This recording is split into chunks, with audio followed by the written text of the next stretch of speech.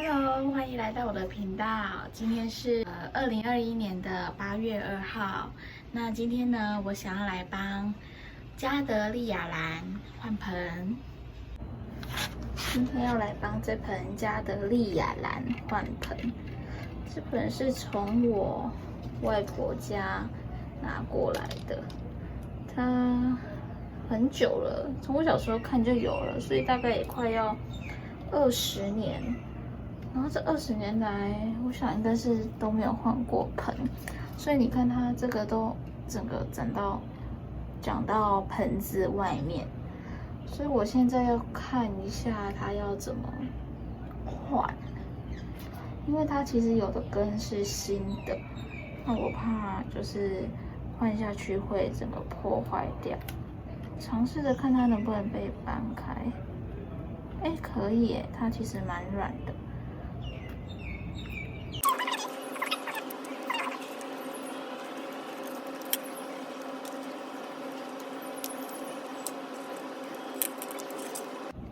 我试着把它，刚刚想要用移除气根的方式，但我觉得有一点点难度，尤其是我怕就是破坏它的根之后，它会死掉，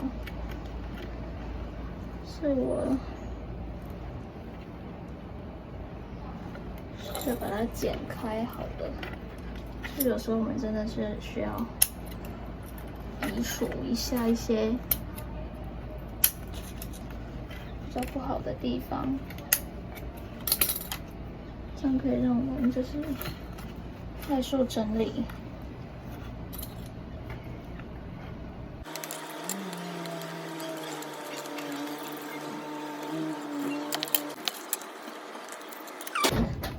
非常的费功夫，知道吗？看它的整个根系，稍微把它剪掉了，它里面还有这种保丽龙。好，那这部分呢，我要把它分成2株。那呢，这个对我来说实在有点挑战，因为我是第一次就是尝试着把加德利亚兰呢分株。那我来看一下，因为像这3个，1、2、3、4，这里有4个已经老化了，就是它已经就是完全没有什么用处了。对，所以我还是会把它剪开，就是还是会留住它这样子。就是用剥的，把它剥开。但是因为它有一些气根，所以一些比较好的气根是附着在上面，所以我就稍微把它拿开一下，就沿着它，就是看着它的根系，然后把它拔掉。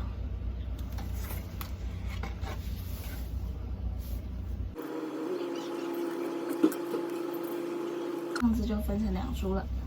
那这边的话，可能就是还要再看看它有没有办法活过来，因为这2个还是有点绿绿的。那我想说就先留着，反正活着就有希望嘛。那我就先把它保留。叶子蛮健康的，所以有点不敢动。好，没关系，那我们就把它保留这一株。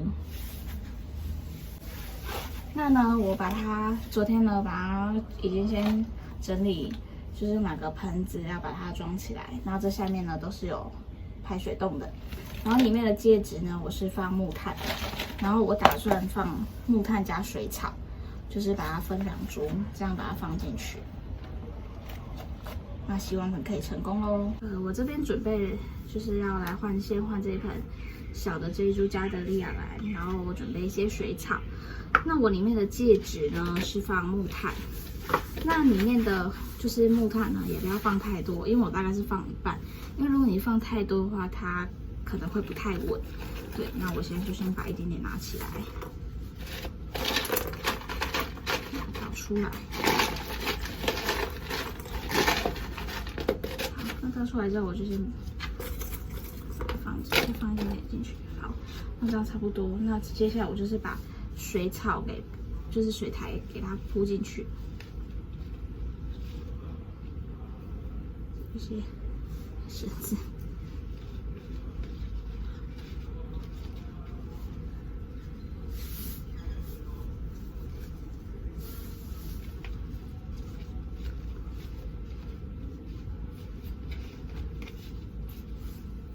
那我铺的习惯是我都不会把它铺的太紧，因为如果你浇花浇久的话，它也是会就是紧实嘛，所以我一开始都不会放太紧。那我上面呢再放一些木炭，我现在就是用拌水苔，然后拌木炭的方式来栽种。这个有点太大，我就把它掰成2块。把一些枝子放进去，因为木炭的排水性不错，那我就把它放一放。好，那这样子就一盆完成了。这个水苔，我不知道，因为我是看就是农业署的网站，它是有写说就是水苔有分等级，但是因为这是我从我以前旧的蝴蝶兰就是拿下来的。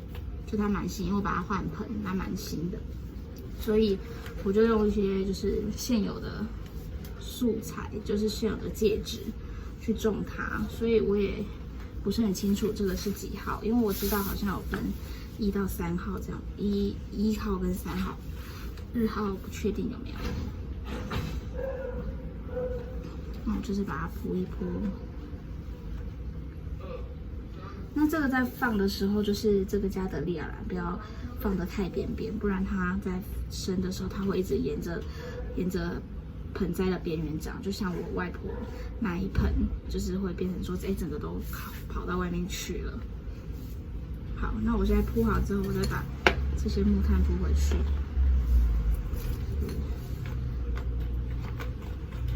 那其实保利龙好像也是一个不错的介质，但是因为我现在前阵子我们家刚好有买大型的一些厨具，然后就是有保利龙这样子网购买保利龙，然后都把它拿去丢了，所以我现在就只能用一些现有的东西。那因为像树皮啊什么的，在我这边取的也不是到非常的方便，所以我就没有用它这样子。好，那我就是把它铺一铺。那这样子就完成咯。那这2颗呢，我先暂时把它放在这个阳台的这个地方。那它因为我们这边光照轨道很强，然后空气也算流通，所以我想说放在这里应该是一个不错的决定。那今天的影片就到这边结束咯。如果有更好的建议啊，也欢迎在底下留言让我知道。那如果喜欢我今天的影片的话，也帮我按赞、订阅、加分享哦。拜拜。